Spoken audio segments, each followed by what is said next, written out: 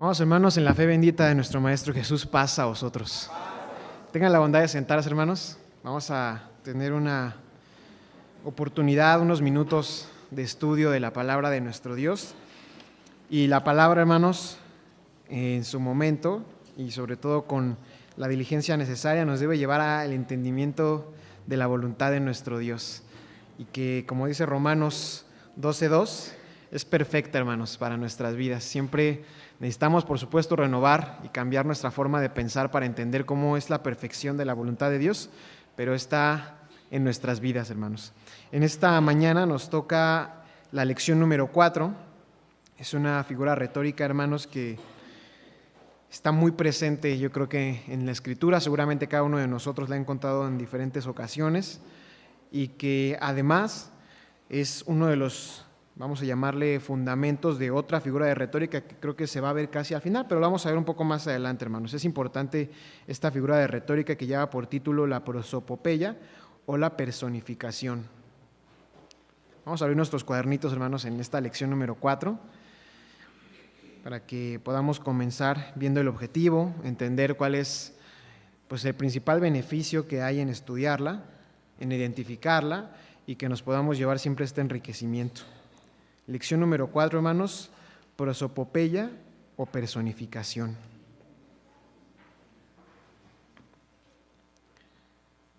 ¿Ya nos encontramos ahí, hermanos? Muy bien, hermanos. Vamos a leer lo que dice el objetivo. Dice, conocer cuándo y para qué se utiliza la prosopopeya en la Biblia, hermanos. Es sencillo aparentemente el objetivo, pero lo que implica, hermanos, primeramente nos da un porqué, y es que, insisto, la figura retórica se ocupa muchísimo, es de las más abundantes de la Escritura. Entonces, es muy probable que en nuestras lecturas diarias de la Biblia, hermanos, o en nuestras lecturas del sábado, cuando hablamos de Escritura, es muy probable que en determinado momento nos vamos a encontrar con ella, de alguna u otra manera.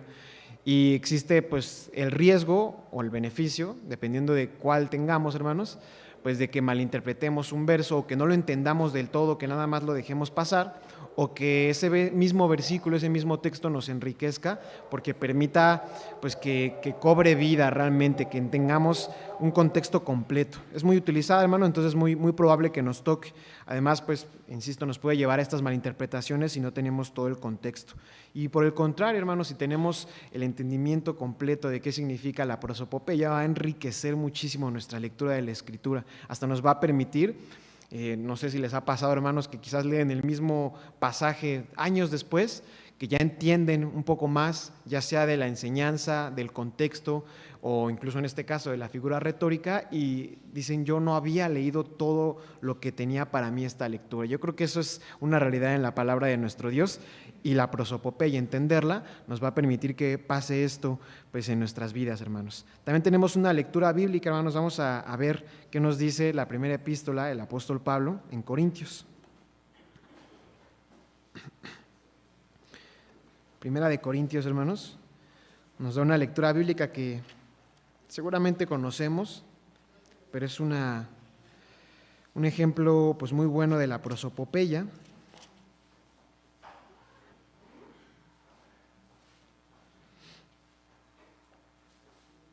Corintios capítulo número 2, hermanos.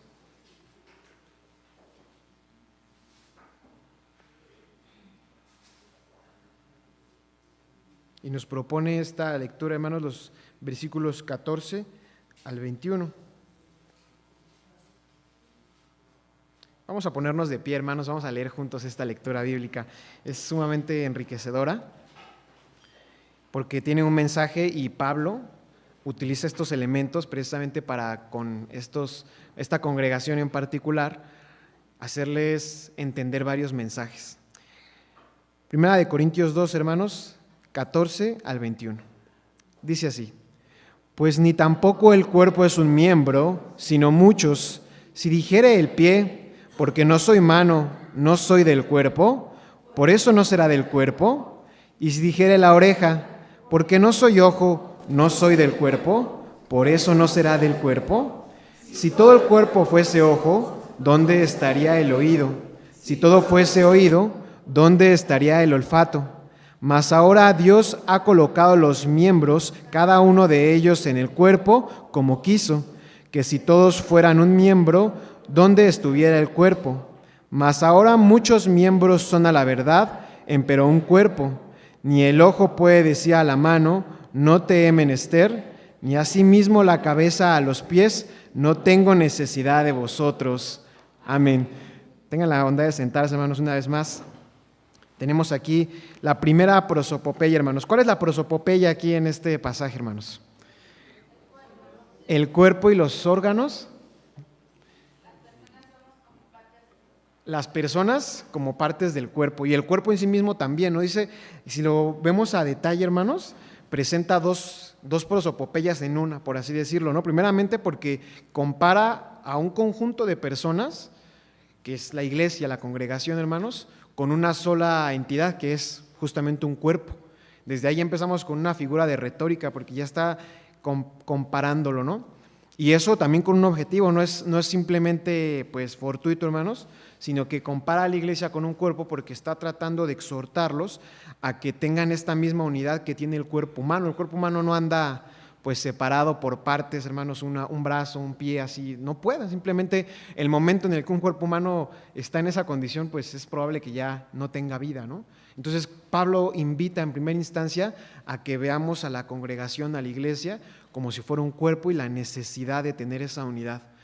Y para evitar justamente malentendidos, porque también podría parecer entonces que tenemos que, hermanos, ser todos idénticos. Y Pablo dice, no, es justamente como un cuerpo en el sentido de que hay órganos que tienen funciones diferentes, que tienen tamaños, que tienen mentalidades, capacidades, trasfondos diferentes, y todo eso le da pues mucho valor a la iglesia. Entonces Pablo dice en el versículo un poco antes incluso, hermanos, versículo 13, del versículo 12, porque de la manera que el cuerpo es uno y tiene muchos miembros, empero todos los miembros del cuerpo, siendo muchos, son un cuerpo, así también Cristo.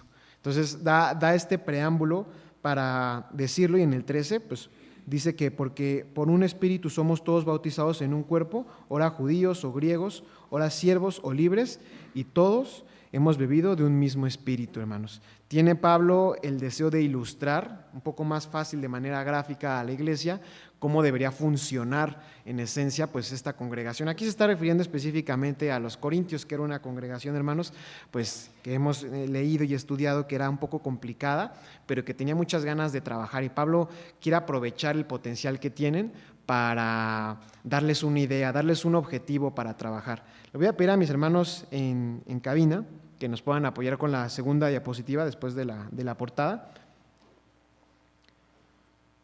De la otra presentación, hermanos, por favor.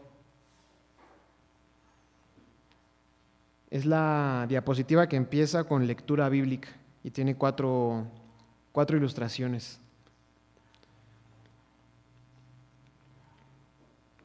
En la primera parte, hermanos, de Corintios, dice así. Lo que decíamos en el versículo 13, Pablo reconoce que esta congregación de Corinto, tenía, pues, ¿qué dice aquí, hermanos? Judíos, griegos, siervos, libres, de todo, hermanos.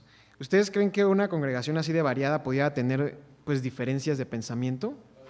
Por supuesto, ¿no? El trasfondo, incluso lo vemos en nuestros días. Ahorita, como tal, ya no hay un concepto, al menos de manera relativa, pues de esclavitud, y aún así podemos ver de diferentes trasfondos cómo las mentalidades cambian. Aquel que quizás tiene un trasfondo de muchísimo trabajo, quizás alguien que no lo tenga tanto, alguien que tenga un trasfondo, hermanos, de quizás de haber vivido en alguna otra parte del mismo país, de haber pasado por otras dificultades, van a cambiar muchísimos. Y aquí, como Pablo está al tanto de eso, sabe que eso va a fomentar diferencias, porque el que trabajó muchísimo y que tenga una mentalidad de que, pues no sé, se tiene que trabajar o se tiene que sufrir para llegar a un objetivo, va a estar en desacuerdo con aquel que quizás no tenga la necesidad o no crea que hay necesidad de sufrimiento para llegar a un objetivo.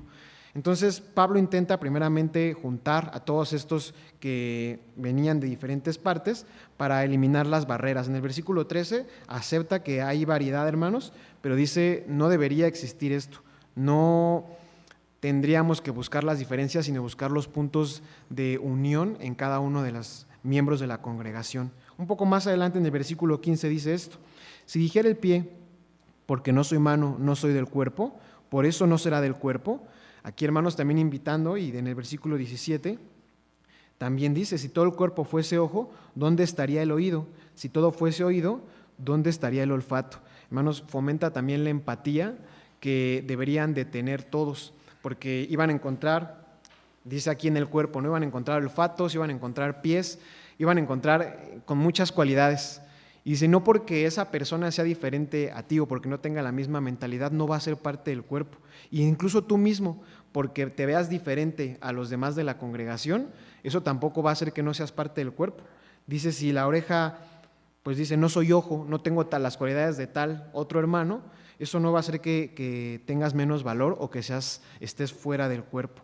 Eso, hermanos, fomenta la empatía, trata de mandar el mensaje para que todos tengan pues este reconocimiento de las habilidades ajenas y que sepan que son relevantes. Dice un poco más adelante, hermanos, otro objetivo que tenía Pablo cuando utiliza la prosopopeya. Como siempre, trata de llevarlo a un lenguaje cotidiano, hermanos. Quizás si nos metemos a esta parte de las diferencias, podemos meternos hasta en temas sociales, económicos, que podrían ser complejos y podrían variar en opiniones, pero Pablo lo lleva a un concepto mucho más simple, que es el cuerpo humano, donde realmente no hay opiniones, sino hay hechos. Y el cuerpo humano, como funciona, por mucho que opinemos algo diferente, hermanos, pues es la realidad. El cuerpo humano tiene un funcionamiento. Dice el versículo 18, el siguiente objetivo: mas ahora Dios ha colocado los miembros, cada uno de ellos, en el cuerpo como quiso. Siguiente objetivo: que la congregación pueda reconocer también el papel de Dios en cada una de estas decisiones. El cuerpo humano, hermanos, decidimos qué tan largos son nuestros brazos, hermanos, nuestro cabello, qué tan altos. Y hago un paréntesis muy grande, ¿no? Y hablo ya en temas de la salud, uno tiene la responsabilidad de cuidarse y de conservar lo que Dios le da, pues en un estado óptimo, ¿no? Porque también luego existe una excusa de, pues es que yo soy así, yo tomo, así descuido mi cuerpo. Eso no creo que sea la idea, hermanos, pero digamos de nacimiento, pues no elegimos cómo vamos a hacer, hermanos. No elegimos incluso si tenemos una situación complicada en nuestro cuerpo o si tenemos más habilidades, porque eso pasa también, hermanos. El que decide quién es, solamente Dios. Y de esta misma manera lo traslada Pablo a decir, Dios escogió que tu cuerpo fuera de tal manera, de tal alto, con tal complexión, y también Dios coloca a la congregación de esta manera y coloca a hermanos que tengan diferentes habilidades para que puedan hacer esta armonía, para que tengan también la posibilidad de convivir y no decir porque uno es más largo o tiene más habilidades, no nos va a servir, al contrario. Dios tiene en sus manos este plan, hermanos, y de la misma manera en que lo hace con el cuerpo. Y por último, en los últimos versículos, en el versículo 19, dice así, que si todos fueran un miembro, ¿dónde estaría el cuerpo? Mas ahora muchos miembros son a la verdad, empero un cuerpo. Ni el ojo puede decir a la mano, no te he de menester, ni asimismo la cabeza a los pies, no tengo necesidad de vosotros. Quería también, hermanos, fomentar la colaboración. Dice, está bien, está todo el cuerpo junto, todos van a la iglesia, todos van allá, se congregan, pero ahora no tiene que existir tampoco el decir, bueno, pues sí somos todos un cuerpo, pero pues yo me alejo mucho del pie y de la mano porque pues estoy lejos, ¿no? Dice, no, o sea, son todos necesarios, ni el ojo le puede decir a otro miembro que no es necesario, son todos necesarios. Lo ideal es que todos pudiéramos colaborar independientemente de que tengamos habilidades diferentes, y obviamente la colaboración va a ser diferente pues dependiendo de los perfiles que existan, pero dice Pablo, todos son necesarios y todos deberían tener esta misma mentalidad pues de que somos parte del mismo cuerpo. Tenemos funcionalidades diferentes, pero somos parte pues del mantenimiento del mismo. Eso es una parte, hermanos. Todavía no hemos visto propiamente en qué consiste la prosopopeya, pero seguramente ya nos dimos una idea, primeramente de en qué consiste y cuáles son sus beneficios al momento de estudiarlo en la Escritura. Aquí Pablo utiliza el lenguaje cotidiano, algo que todos conocían como es el cuerpo humano, para dar un mensaje pues mucho más relevante y que los corintios pudieran aceptar como una verdad, y que era al final pues la invitación a la acción. Vamos a pasar, hermanos, al versículo para memorizar. Aprovechamos los hermanos que hayan tenido la oportunidad de memorizar este pasaje de la Escritura, Job 12:7, pues que puedan también ponerse de pie como lo hemos hecho de manera tradicional, hermanos. Vamos a empezar. Nuestro hermano Prócoro ya también tiene el micrófono Y vamos a comenzar aquí con mis hermanos de la planta baja. Y en efecto, pregunta ahora a las bestias que ellas te enseñarán y a las aves de los cielos que ellas te lo mostrarán. Job 12:7. Amén. Amén. Y en efecto, pregunta ahora a las bestias que ellas te enseñarán, y a las aves de los cielos que ellas te lo mostrarán. Job 12:7. Amén. Amén. Y en efecto, pregunta ahora a las bestias que ellas te lo enseñarán, y a las aves de los cielos que ellas te lo mostrarán. Job 12:7. Amén. Amén. Y en efecto, pregunta a las bestias que ellas te enseñarán, y a las aves de los cielos que ellas te lo mostrarán. Job 12:7. Amén. Amén. Y en efecto, pregunta ahora a las bestias que ellas te lo enseñarán y a las aves de los cielos que ellas te lo mostrarán. Job 17:2. Amén. Amén. Y en efecto, pregunta ahora a las bestias que ellas te enseñarán y a las aves de los cielos que ellas te lo mostrarán. Job 12:7. Amén. Amén. Y en efecto, pregunta ahora a las bestias que ellas te lo enseñarán y a las aves del cielo que ellas te lo mostrarán. Job 12:7. Amén. Amén. Y en efecto, pregunta ahora a las bestias y ellos te lo enseñarán, y a las aves de los cielos ellos te lo mostrarán. Job 12:7. Amén. Amén. Estamos hermanos. Y en efecto, pregunta a las bestias que ellos te lo enseñarán y a las aves de los cielos que ellos te los mostrarán. Job 12:7. Amén. Amén.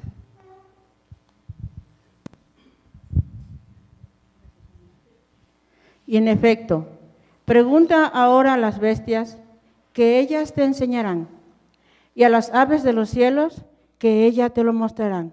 Job capítulo 12, versículo 7. Amén. Amén. Y en efecto, pregunta ahora a las bestias que ellas te lo enseñarán y a las aves de los cielos que ellas te lo mostrarán. Job 12:7. Amén. Amén.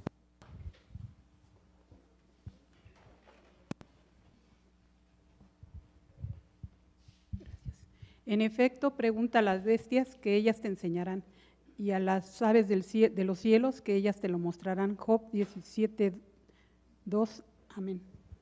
Amén. Y en efecto, pregunta ahora a las bestias que ellas te enseñarán y a las aves de los cielos que ellas te los mostrarán. Job 12:7. Amén. Amén. Amén. Y en efecto, pregunta ahora a las bestias que ellas te lo enseñarán y a las aves de los cielos que ellas te lo mostrarán. Job 12:7. Amén. Amén. Y en efecto, pregunta ahora a las bestias que ellas te enseñarán y a las aves de los cielos que ellas te lo mostrarán. Job 12:7. Amén. Amén. Y en efecto, pregunta ahora a las bestias que ellas te enseñarán y a las aves de los cielos que ellas te lo mostrarán. Job 12:7. Amén. Amén.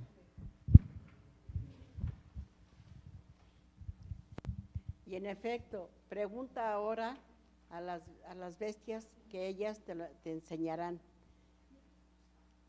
y a las aves de los cielos que ellas te lo mostrarán. Job 12:7. Amén. Amén.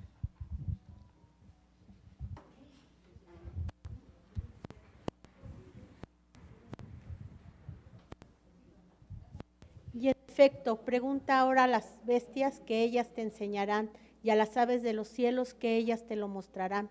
Job 12:7. Amén. Amén.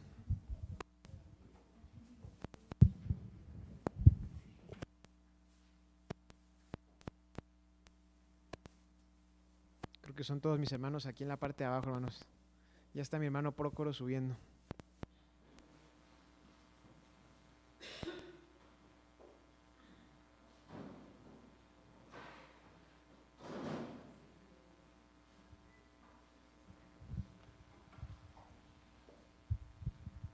Y en efecto, pregunta ahora a las bestias que ellas te lo enseñarán y a las aves de los cielos, que ellas te lo mostrarán.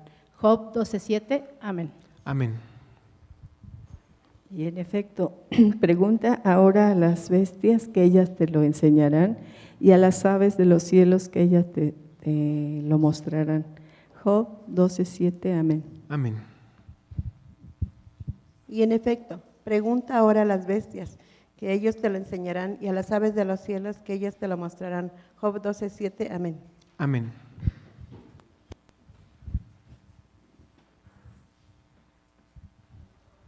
Y en efecto, pregunta ahora a las bestias, que ellas te lo enseñarán, y a las aves de los cielos, que ellas te lo mostrarán. Job 12:7. Amén. Amén. En efecto, pregunta ahora a las bestias, que ellas te lo enseñarán, y las aves de los cielos, ellas te lo mostrarán. Job 12:7. Amén. Amén.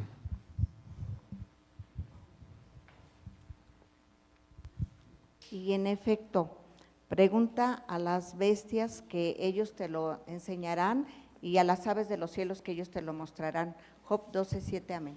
Amén. Parece que son todos también allá arriba. Muchísimas gracias, hermano Prócoro, y también, hermanos, mucha bendición para este esfuerzo que han tenido, y sobre todo también que podamos entender dónde está la figura, hermanos, en este versículo. ¿Cuál es la prosopopeya que se explica? A los animales como si fueran humanos, ¿no? ¿Qué habilidades les dan a los animales aquí, hermanos? Enseñanza. Dice que los animales pueden enseñar y pueden pues responder, ¿no? Porque también dice que le pregunte a las bestias. Entonces, aquí está dando por hecho que si uno va con un animal, una bestia, pues le puede responder. Son cualidades humanas, ¿no?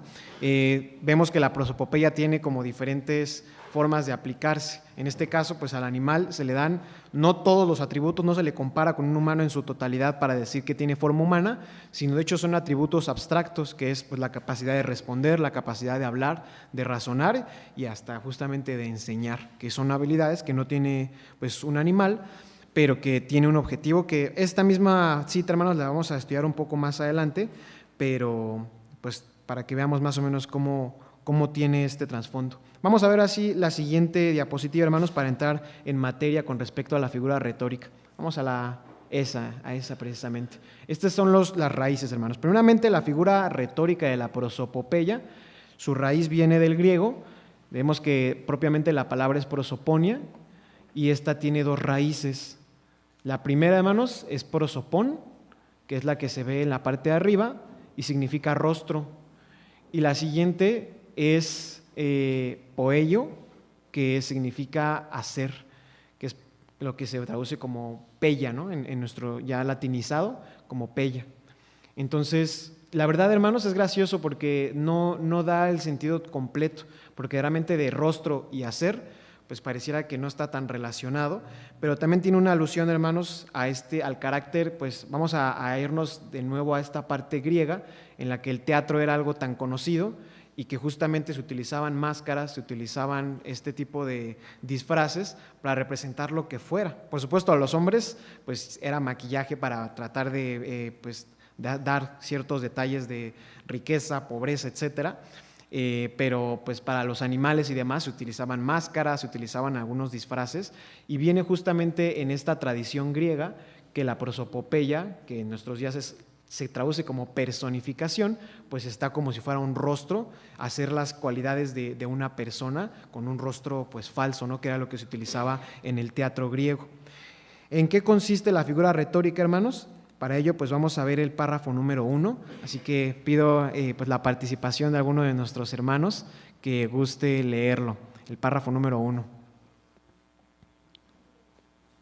Hermana, por favor, hermana Esmirna.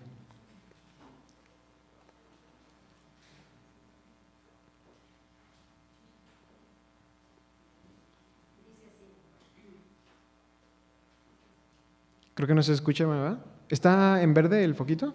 Ah, sí. Mis hermanos en cabina podrían encender el inalámbrico. Creo que ya está encendido. Dice así: esta figura de la prosopopeya, que proviene del griego prosopon, persona, y point, hacer, consiste en atribuirle características humanas a un ser que carece de ellas, por ejemplo, a los animales, las plantas y objetos concretos o abstractos e inanimados. Dichas propiedades humanas tienen que ver con hablar, pensar o sentir como un hombre. También se le conoce como personificación. Con este nombre ha pasado también a nuestro idioma debido a las máscaras que se usaban en el teatro para representar a distintos personajes o animales como si fueran personas. Gracias, hermana Esmirna. Entonces aquí justamente es lo que veíamos el trasfondo, ¿no? La herencia, la tradición griega, pues hace que las raíces pues no coincidan del todo con lo que hoy en día se conoce como personificación, pero pues está en esta la explicación, hermanos. ¿En qué consiste?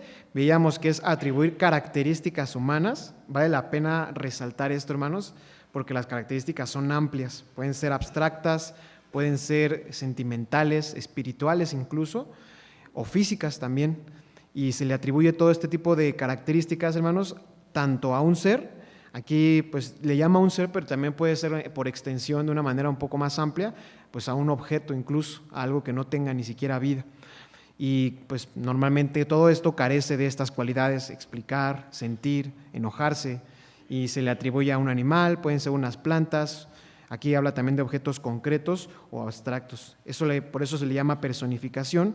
Y pues, hermanos, al final del día es como si alguna cosa que no tiene ninguna cualidad humana puede reaccionar como si fuera un humano. Ejemplos, hermanos, vamos a ver la siguiente diapositiva, digamos fuera de la Escritura, porque nos vamos a meter de lleno en los siguientes párrafos ya a los ejemplos de la Escritura. Pero, por ejemplo, ¿no? O sea, al decir la ciudad nos abre sus puertas, pues es definitivamente una prosopopeya. Las ciudades no tienen la capacidad de abrir nada, no tienen vida en sí mismas, ¿no? Y un humano sí lo hace. Nosotros abrimos puertas, pero es una forma de hablar, por ejemplo, de la población de esta ciudad, pues nos abre sus puertas. Tiempo después, dice esta siguiente frase, el invierno tocó a su puerta. También es algo que a veces hablamos de las estaciones como si tuvieran la característica de un humano, ¿no? Hablamos de el verano me está volviendo loco, me está pegando, ¿no? Como si fuera la capacidad de hacerlo, y el invierno tampoco puede tocar una puerta. Los violines lloraban mientras tosía el tambor. También eso es algo que encontramos mucho en la Escritura, que se le atribuye a los instrumentos sentimiento, casi siempre por extensión a los músicos, que son los que realmente tienen esto y pues lo manifiestan en sus diferentes instrumentos, hermanos. Abajo hay una frase de un libro que se llama Phèdre, de un autor francés que se llama Jean Racine, y pues dice esto también: con qué rigor, destino, tú me persigues. El destino es algo mucho más abstracto, ¿no? Ahorita veamos cosas como la ciudad, algo que puede ser visible, y el destino ni siquiera se puede ver, hermanos, pero también se puede hacer una prosopopeya en cosas tan abstractas como el destino, pues para hablar de que en este caso se estaba quejando de la forma en la que estaba desenvolviéndose su vida. Esos son ejemplos, hermanos, de la prosopopeya, que de hecho no se limita, hermanos, fue algo que veíamos al inicio de este cuadernito, que la retórica ni siquiera se limita a la escritura. La prosopopeya se puede incluso ver representada en imágenes. Vamos a ver la siguiente diapositiva de un ejemplo que se considera una prosopopeya en la propaganda norteamericana. ¿Alguien sabe quién es este personaje? Le llaman el tío Sam, ¿no? Y normalmente se le llama el tío Sam, y es una representación, hermanos, del pueblo norteamericano, del país como tal. Entonces ellos buscaron la manera de representar en un hombre a toda la población, con el objetivo, hermanos, por supuesto, de como lo hemos dicho, apelar a las emociones, como si tuvieras a alguien muy cercano que te invitara, ¿no? El primero es una invitación cuando en tiempos de guerra, y la siguiente fue una invitación en un censo de los que estaban en la agricultura, en el sector primario, para que pudieran participar de este censo. Por supuesto, hermanos, tiene un objetivo, trata de familiarizar un poco más y no poner una propaganda que sean puras letras. Muchas veces ni siquiera se lee precisamente por eso.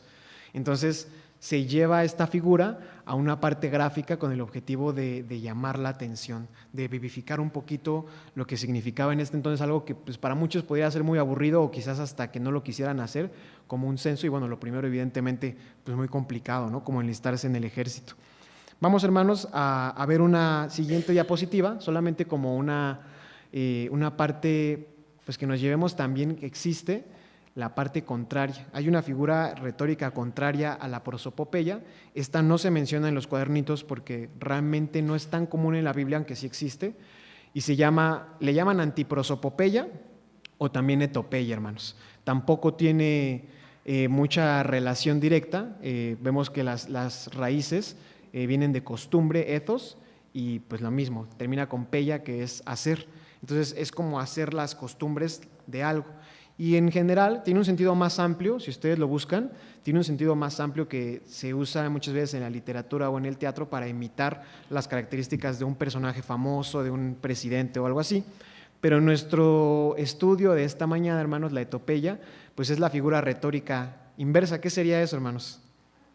Si hablamos de que la prosopopeya es darle a un objeto características humanas, ¿qué sería la etopeya? Exactamente, darle a una persona las características de un objeto. Justamente, hermanos, vamos al Salmo 103, el himno 176 que entonábamos en la mañana, que me parece se llama Bendice a tu Creador, está inspirado en el Salmo 103. Y una de las estrofas, justamente, de acuerdo al Salmo 103, versículo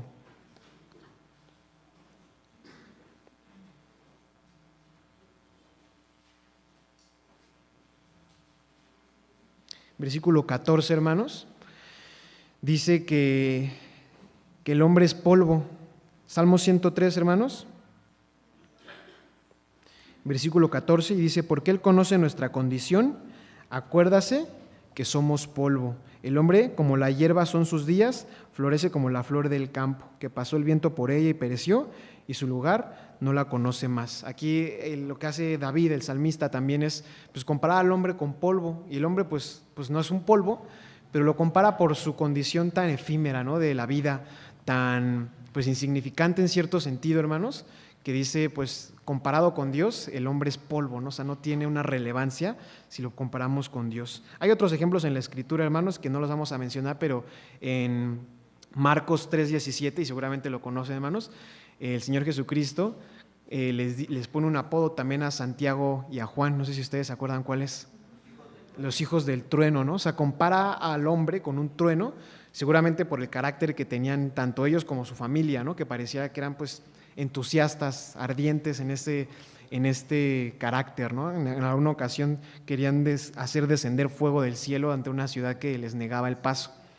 También en Samuel, segundo libro de Samuel 16:9, no lo leemos, hermanos, pero hay una anécdota en la que David, pues por culpa de esta rebelión que hubo de Absalón, sale de la ciudad y llega un enemigo que se llamaba Simí y le empieza pues a maldecir, ¿no? Uno de sus sobrinos de David, que se llamaba Abisai, lo compara con un perro muerto, por la comparación justamente, hermanos, que dice, o sea, ¿cómo te atreves a hablarle así al rey que pues en este momento estaba en una persecución, pero que antes no lo habías tratado de esa manera? Es una situación, hermanos, no se estudia aquí en el cuaderno, insisto, no es muy común en la Escritura, pero también está esta parte de la etopeya. Pasemos, hermanos, al párrafo número 2, para que podamos continuar con los ejemplos. Tenemos dos manos levantadas, creo que primero a mi hermana Adelina, pero también mi hermana el párrafo número 3, si gusta ahorita también. Mi hermano Otoniel también lo alcancé a ver que levantó su mano, entonces el párrafo 4.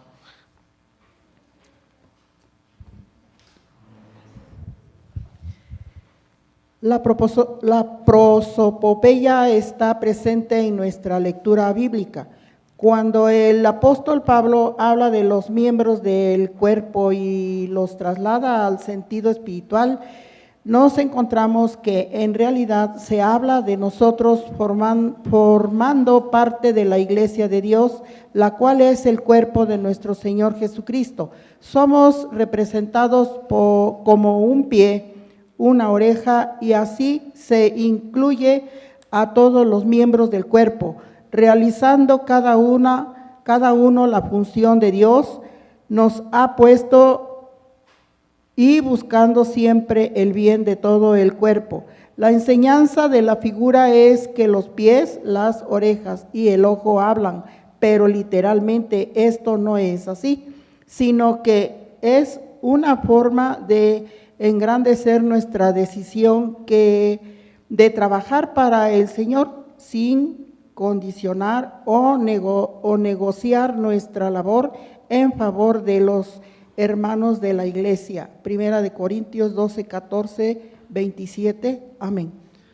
Muchas gracias, hermana Adelina. Aquí tenemos un ejemplo que ya revisamos, hermanos, y que vemos un objetivo más, ¿no? Más allá de lo que Pablo en ese entonces tiene, y tanto para la iglesia, la congregación de Corinto, que eran todos estos objetivos que mencionamos al inicio, también busca, hermanos, que el lector moderno que encuentra estas palabras, pues sí se pueda engrandecer, pueda embellecer, facilitar, motivar, hermanos, pues promover la participación en la iglesia, que veamos que hasta nuestros tiempos esto es una realidad y que veamos que cuando podemos actuar de acuerdo a estos principios, como lo dice Corintios, vernos como un cuerpo, como miembros con diferencias, pero que podemos aportar muchísimo, pues la figura se hace real, cobra vida en nuestro entendimiento, hermanos, y eso es uno de los objetivos, que pudiera ser memorable el hecho de que, yo creo que les pregunto a ustedes, el hecho de decir, pues cómo se describe la colaboración en la iglesia, y muchos podrían tener en mente justamente la prosopopeya del cuerpo,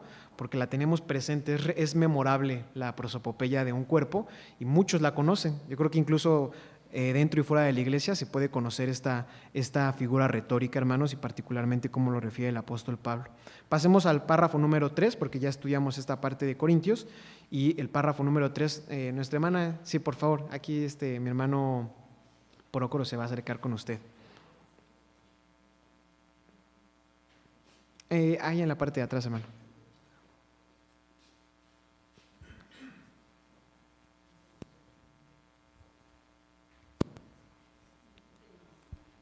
Gracias, hermano.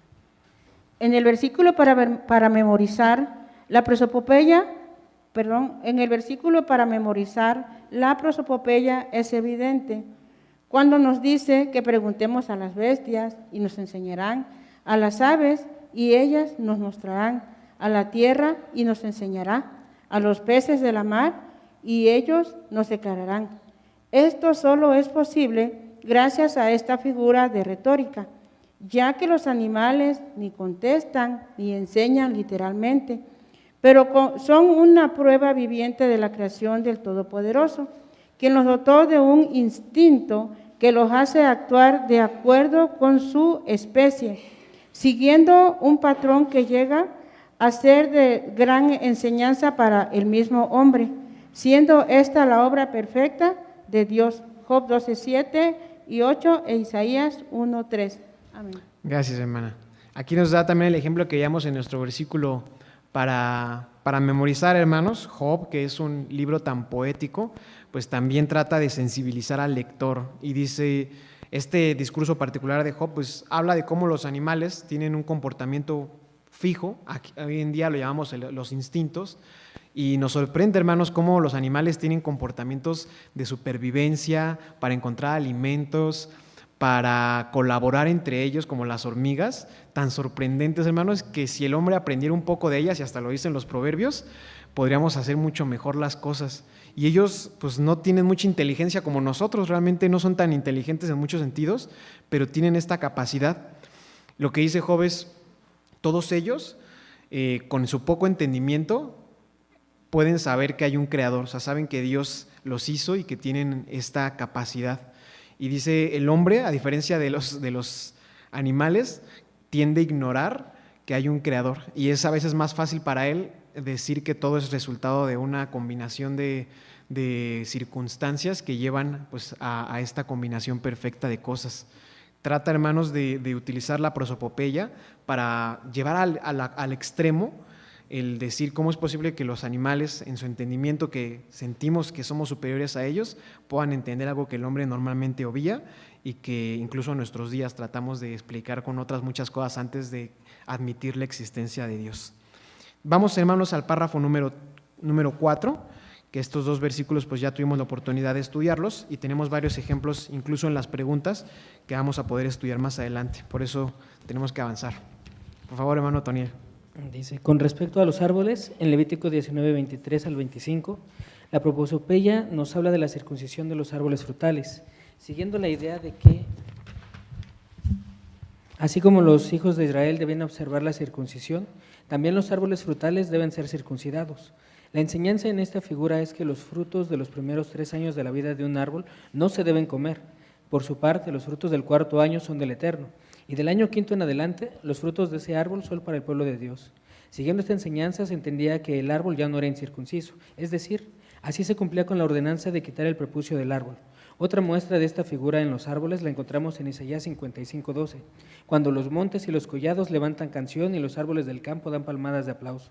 Una vez más, vemos cómo los árboles se comportaran como personas, cantando y aplaudiendo en aquel día glorioso en que el Señor los consolará. Amén. Muchas gracias, hermano Otoniel. ¿Alguno de ustedes, hermanos, se acuerda de esta ley de Levítico 19? Vamos a leerla juntos, Levítico 19, hermanos. Vamos a ver lo que dice Levítico 19. Aquí hay otro objetivo de la prosopopeya y sobre todo objetivo de entender a detalle cómo la Escritura habla en estos términos, porque puede prestarse a la malinterpretación. Es uno de estos versículos en los que si se desconoce la figura, podríamos fácilmente malinterpretarlo. Levítico 19, hermanos, dice el 23, versículo 23. Aquí hay varias leyes, hermanos, esta es una de ellas. Levítico 19, 23 dice así: y cuando hubiereis entrado en la tierra y plantareis todo árbol de comer, quitaréis su prepucio, lo primero de su fruto, 3 años os será incircunciso, su fruto no se comerá. La prosopopeya, ¿en dónde está, hermanos?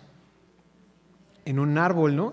Y es una prosopopeya relativamente parcial. De nuevo, vemos cómo se tiene una gama grande de aplicación. Aquí no lo compara con un ser humano completo, sino una parte específica que es el árbol con el prepucio. Dice, tiene como si tuviera un prepucio, ¿no? El árbol. Y pues definitivamente ahí podría malinterpretarse fácilmente, porque hablando en términos del prepucio y la circuncisión, nos metemos a otro mandamiento que es la circuncisión. Entonces fácilmente podríamos decir, entonces, ¿por qué no hacemos esto en nuestros días? Aquí, ¿qué dice, hermanos? Dice que los primeros 3 años no se podía comer, dice que su fruto era como si estuviera impuro, ¿no? Que fuera incircunciso. 24. Y el 4.º año todo su fruto será santidad de loores a Jehová. Mas al 5.º comeréis fruto de él, para que os haga crecer su fruto, yo Jehová vuestro Dios. Entonces aquí está la ley, ¿no, hermanos? Lo que dice son los primeros 3 años era como si tuviera ese prepucio, el 4.º año era como si fuera removido, como una clase de circuncisión, y luego el 5.º ya era limpio y podía comerse el fruto. Entonces, importante, detectar dónde está la prosopopeya, hermanos, que la prosopopeya únicamente se da de manera literal en el árbol y el prepucio, solamente para comparar la condición que iban a tener estos árboles, no va más allá. ¿Por qué lo digo, hermanos? Para que no pensemos que esto es algo similar a la circuncisión, que tendría que incluso observarse a nuestros días, por ejemplo, porque sabemos que la circuncisión se observa en nuestros días, tanto en la carne como en el espíritu, pues hablo de diferentes poblaciones, pero lo tenemos, hermanos. Entonces podríamos muy fácilmente entenderlo así. Y sin embargo, lo que dice, hermanos, si nos regresamos en el 23, dice aquí muy claramente: y cuando hubiereis entrado en la tierra y plantaréis todo árbol de comer, quitaréis su prepucio. Es clara la lectura, hermanos. Como otras leyes que existieron en ese momento, tenían una aplicación específica. Dios estaba por introducirlos a una tierra que en versículos anteriores habla de la condición que tenía la tierra, la condición y las costumbres que tenían los moradores de la misma, y Dios les está dando un mandamiento específico que siguieran. ¿Cómo lo hace, hermanos?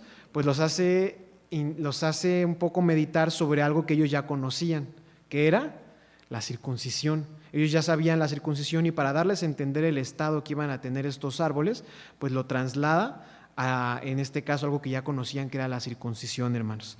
Vamos a otro ejemplo rápido, hermanos. Este no está en el cuadernito, pero vamos a ver lo que dice primera epístola de los Corintios, hermanos. Ustedes saben este día que se celebra, hermanos. El Día de Muertos, ¿verdad?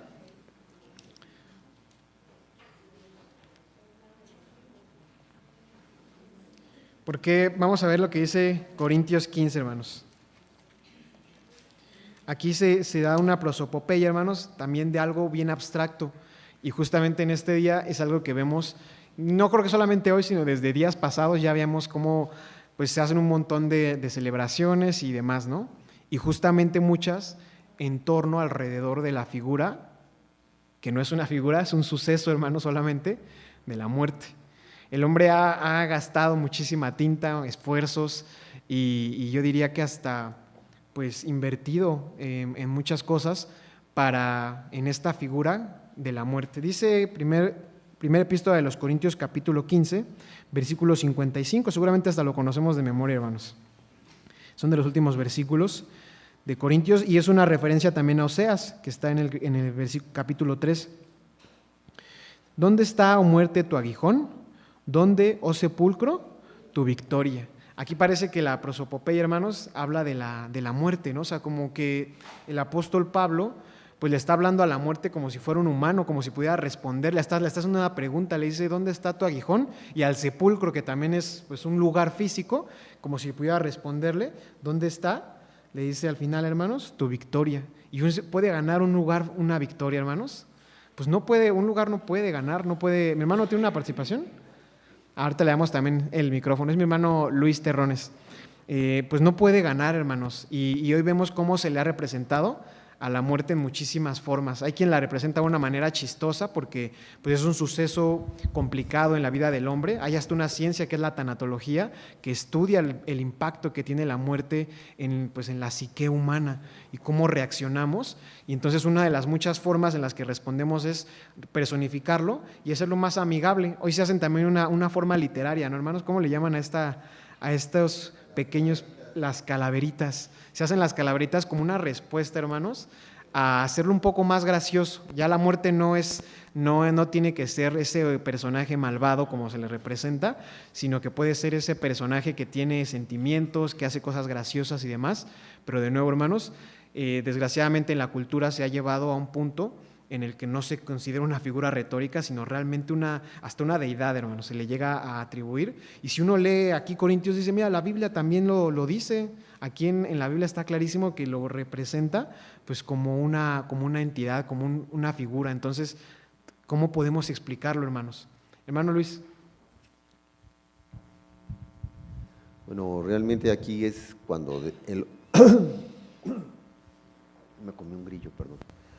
Aquí es cuando debemos de entender, por eso dice que el hombre que lee la palabra de Dios debe de tener entendimiento. Realmente sí, todo lo que es la retórica, la prosa, el verso y todo lo que tiene que ver con la poesía para entender. Y más hablando de este concepto, porque los que escribieron la palabra de Dios en este aspecto han dado formas a muchas situaciones del cuerpo humano, ¿no? Como Dios, ¿no? Dios extiende sus brazos. En donde vemos, la ciudad abrió tus puertas, pues antes era literal, porque las ciudades eran amuralladas y pues para entrar pues te tenían que abrir la puerta, si no, nomás no entrabas. Entonces, hoy en día pues ya se toma de otras maneras, ¿no? Pero en relación a este concepto, en las formas que los que escribieron la palabra de Dios tuvieron esa inspiración y hablaron acerca de la muerte, en muchas ocasiones debemos de entender que es parte de la vida. Si no hay muerte, no hay vida, y si no hay vida, no hay muerte, ¿no? Como lo quieras ver. Pero hoy en día sí ya se han tomado esas imágenes y esas situaciones como si le hablaran a un Dios o como si le hablaran a un ser que la palabra de Dios le da una forma de individuo en diferentes textos, porque sí son diferentes, en donde, mira, es que dice que el ángel de la muerte bajó. ¿Cuál, no? O sea, fue un ángel que dio mortandad. O sea, ahí hay que distinguir, y así me detuve aquí por ese aspecto, porque hoy en día sí hay una parte de la iglesia popular que ha permitido que ciertos miembros adoren a esas idolatría de la Santa Muerte, que de santa no tiene nada y la muerte es algo que es natural en todo ser viviente.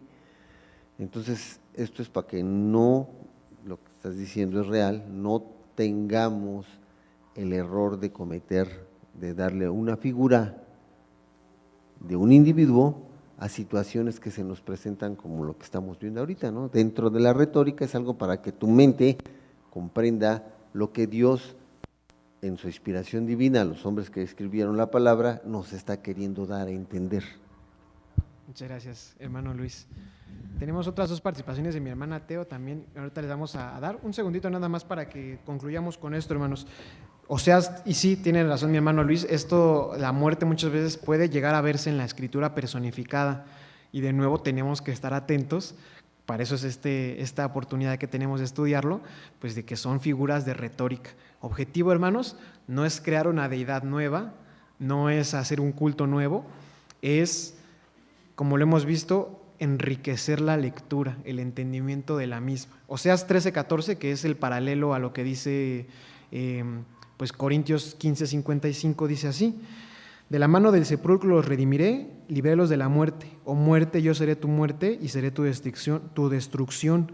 Oh sepulcro, arrepentimiento seré escondido de mis ojos. Se le habla de nuevo al sepulcro y a la muerte, pero hermanos, Pablo cita a Oseas también en Corintios para dar a entender a la congregación, y si vemos el contexto de Corintios 15, que se está hablando de la resurrección. El tema principal es la transformación y la resurrección. Hay temas que quiere abordar Pablo y al final, para concluir, quiere motivar a la congregación a ver esto como un verdadero galardón y verlo, hermanos, dice, como una victoria. Sí, no se le gana la muerte propiamente como una entidad, pero sí es una victoria. Y Pablo usa estas figuras que cita, insisto, de Oseas, pues para que pueda entender, si será mucho más memorable también, el ver cómo realmente la vida eterna y la resurrección, hermanos, pues significan algo que hemos de luchar por ello. También es algo que se utiliza como un recurso literario y no como pues algo que esté fundando algún nuevo culto. Hermana Teo, si gusta dar su comentario para que ya avancemos al siguiente párrafo. Muchas gracias, hermano. Pasa vos. Pasa vos, hermano.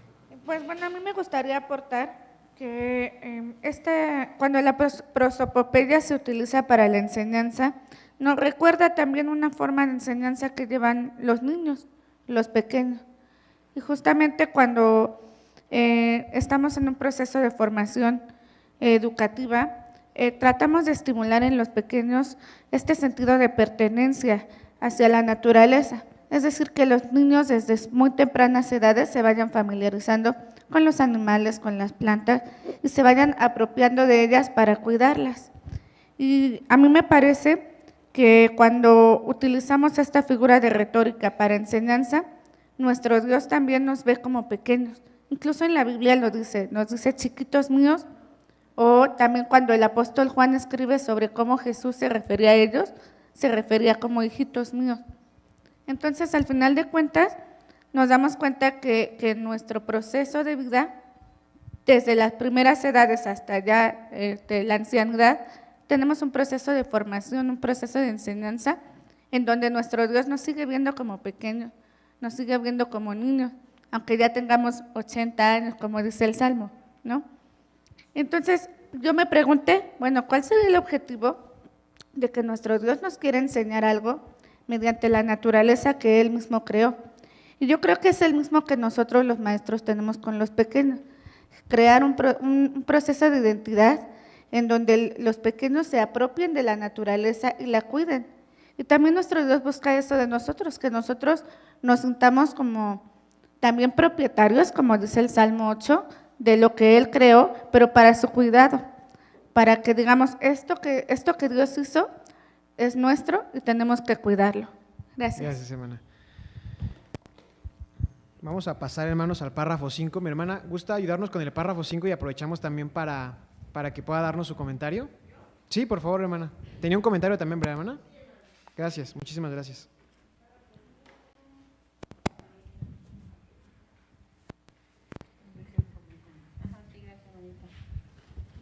Dice, un ejemplo muy conocido de la prosopopeya está en Génesis 4, del 10 al 11, cuando Dios le dice a Caín, la voz de la sangre de tu hermano clama a mí desde la tierra.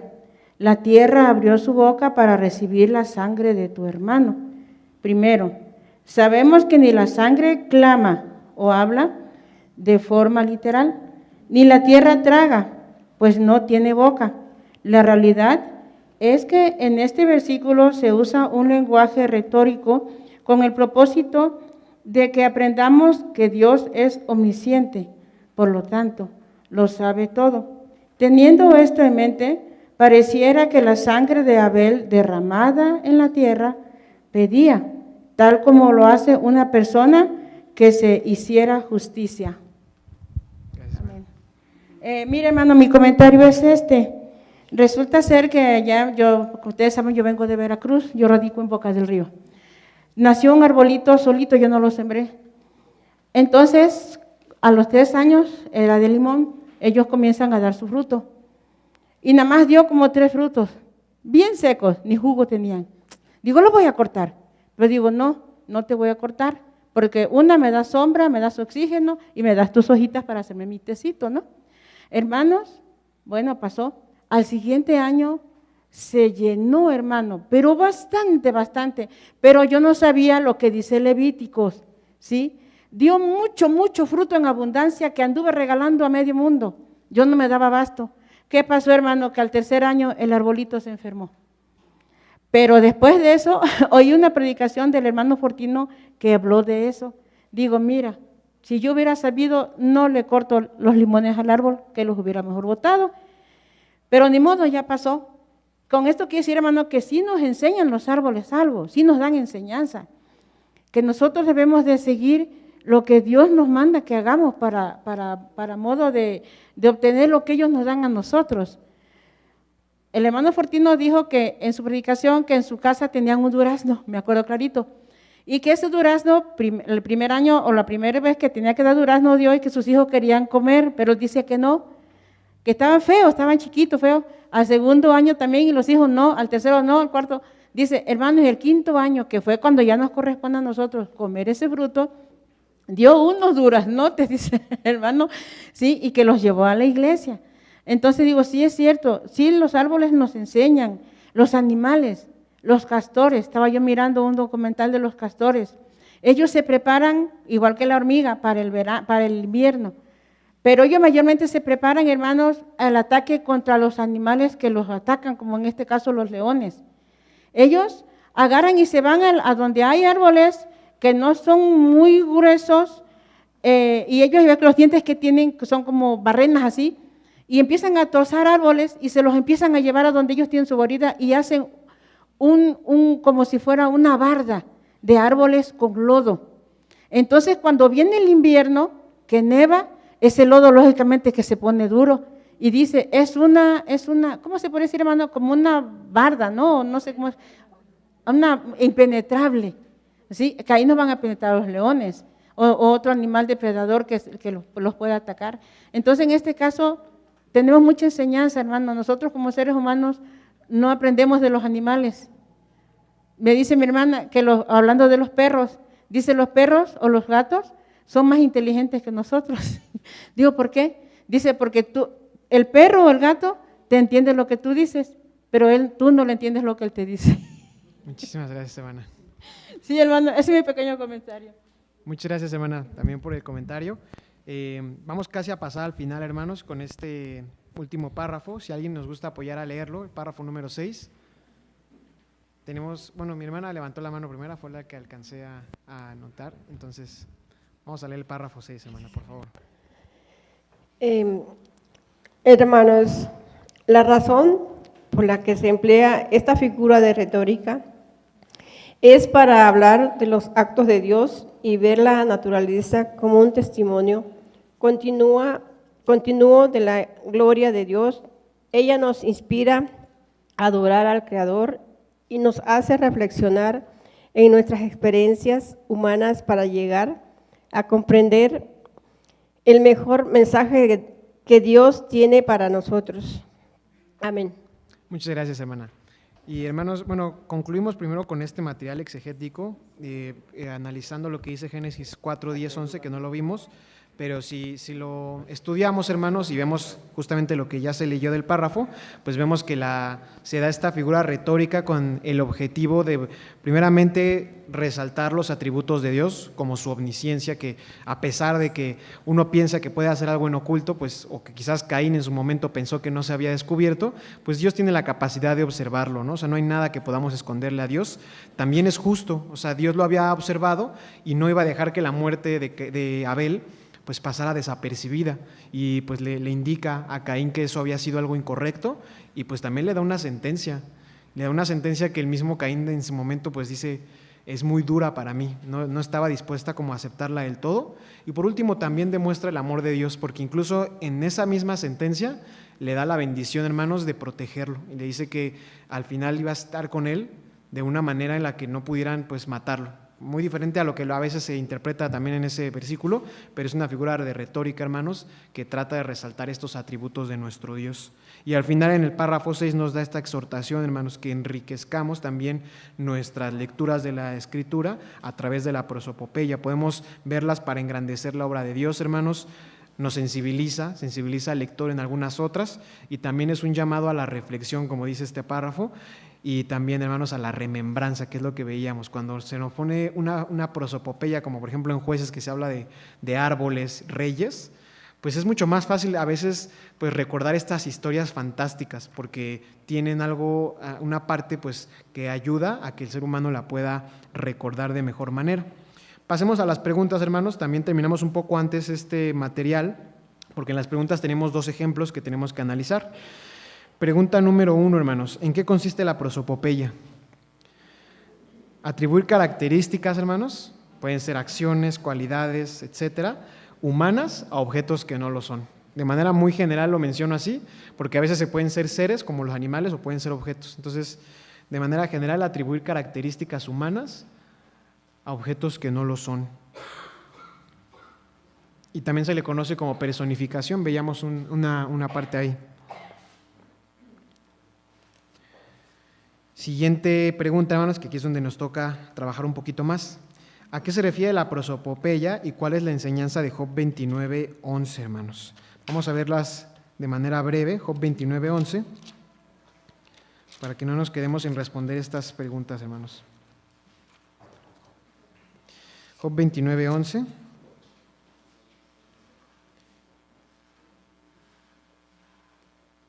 Dice así nuestra versión, hermanos. La voz de los principales se ocultaba, es el 11. Cuando los oídos que me oían me llamaban bienaventurado y los ojos que me veían me daban testimonio. ¿Cuál es la prosopopeya ahí, hermanos? Exactamente, ¿no? Los oídos no tienen esta capacidad, ¿no? Y dice que hasta lo llamaban bienaventurado, o sea que lo respondían. Y los ojos, pues tampoco pueden dar testimonio como tal, ¿no? No son una persona. Entonces es la prosopopeya, hermanos.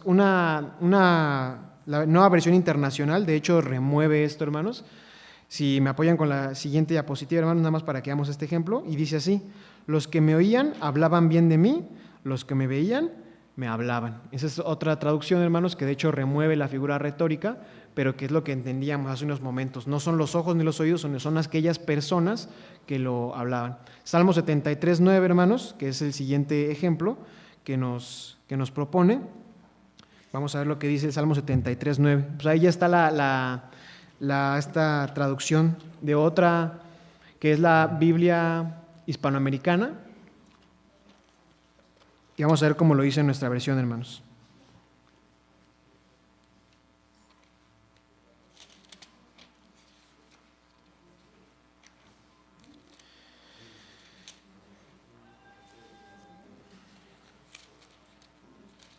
(73:9) de Salmos, hermanos. Dice: ponen en el cielo su boca y su lengua pasea la tierra. ¿Cuál es la figura, hermanos? ¿Cuál?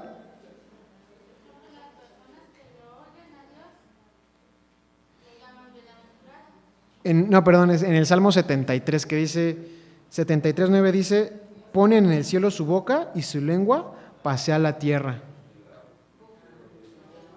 A primera instancia pareciera que es la boca, ¿no? Pero realmente, si se dan cuenta, no hay una figura ahí. Porque uno podría, digo, de manera fantasiosa, puede hacer eso, ¿no? Si no nos referimos al sujeto. Pero lo que sí es muy obvio es que la lengua, hermanos, pues no tiene capacidad para pasearse por la tierra. Es un órgano del cuerpo humano. ¿Y a qué se refiere? Bueno, veíamos también ahí la parte de la traducción, que en la Biblia hispanoamericana dice, ofenden al cielo con su boca, con su lengua, a los que habitan la tierra. Entonces esto de que se pasea su lengua, habla de la misma persona que dice, ofende a los que están en la tierra de esta misma manera. Se pasea la lengua, pero se refiere a esta ofensa, ¿no, hermanos?, que tiene. Vamos a la siguiente pregunta. Pregunta número 3. ¿De qué habla la prosopopeya y qué enseña en Joel 1.10 y Lamentaciones 1.4? Vamos a ver lo que dice Joel, hermanos, brevemente.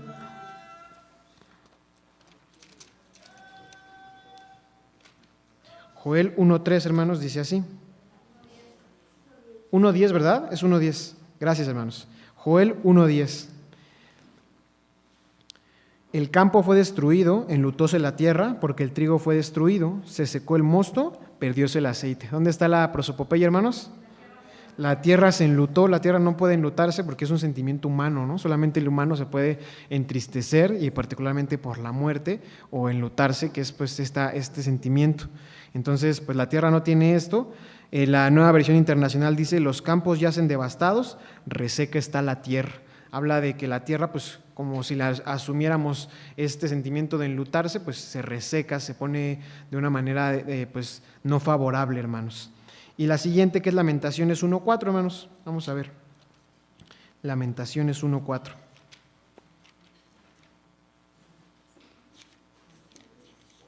Dice así Lamentaciones 1.4.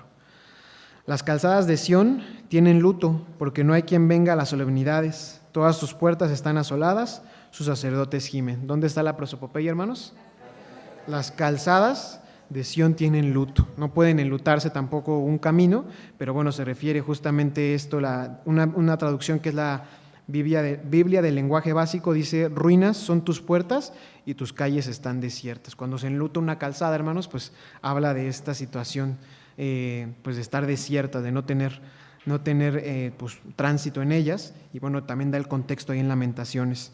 Vamos a ver lo que dice la siguiente pregunta, hermanos.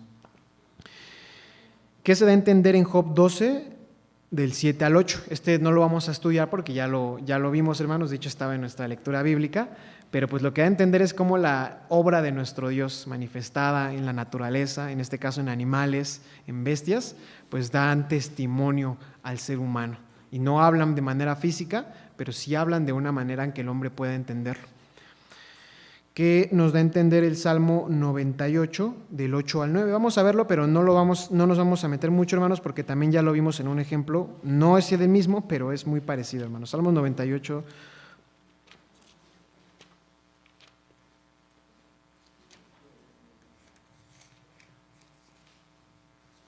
Salmos 98. Y dice así el versículo 8 y 9. Los ríos batan las manos, los montes todos hagan regocijo delante de Jehová, porque vino a juzgar la tierra, juzgará al mundo con justicia y a los pueblos con rectitud. Casi idéntico, hermanos, a Isaías 55:12 que viene en el párrafo 4. Entonces, pues es esta manifestación de cosas que la figura la veíamos ahí, ¿no? Pues los ríos no pueden batir las manos, no tienen manos ni siquiera, hermanos, ¿no? Entonces es también una manifestación parecido a lo de Isaías, que pues habla del gozo, el regocijo que existirá en el día del Señor por este juicio justo. Y bueno, hermanos, son las preguntas que tenemos para que podamos contestarlas de esta misma manera. Al final, ¿qué nos tenemos que llevar de enseñanza, hermanos? Se dice que retenemos un 10% de lo que leemos, un 20% de lo que vemos y un 20% de lo que oímos y un 30% de lo que vemos. Es un hecho que muchas veces es fácil olvidar las cosas, hermanos, y yo considero, hermanos, que la prosopopeya junto con la retórica bíblica tienen este objetivo de que si vamos a retener el 10% de lo que leemos, que podamos incrementar eso, hermanos. Y no solamente recordarlo, por supuesto, lo primero que tenemos que hacer al momento de leer la Escritura es recordar, es poder entender, pero es justamente ese proceso. Primero recordar, después, hermanos, entender. Y posteriormente, ¿qué es lo más importante de la palabra de Dios, hermanos? ¿Que nos la quedemos aquí en la mente? No, hermanos. que la prosopopeya, hermanos, sea un recurso invaluable en nuestro estudio de la Escritura para recordar, entender, pero muchísimo más, hermanos, hacerlo vivo en nuestra vida, en nuestra carne, que podamos ayudarnos de todas estas figuras para pues poner en práctica esta voluntad y que sea algo memorable en nuestras vidas.